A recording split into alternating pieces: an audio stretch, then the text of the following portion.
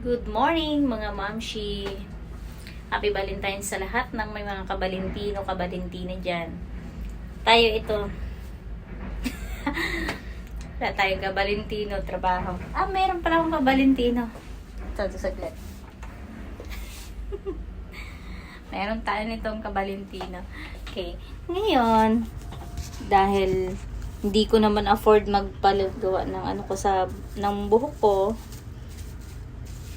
ginawan ko ng solution. Ako lang. Solution ko lang yan, me. Happy Valentine's sa lahat ng may mga kabalintino dyan. Sana ulit may kabalintina. Pero ako, tamang sana ulang. May mga partner din naman tayo, pero kailangan natin maghanap buhay. Nandiyan lang yan. Mamaya, I can buy my own flower. O, diba? May chocolate din sa baba. Bili lang tayo. Ganun lang yun. Sila nga, hindi nga sila nag-ano ng kabalintino nila. Hala, namansyahan na siya, mi. Mamaya. Tatapusin ko lang yung trabaho ko dito.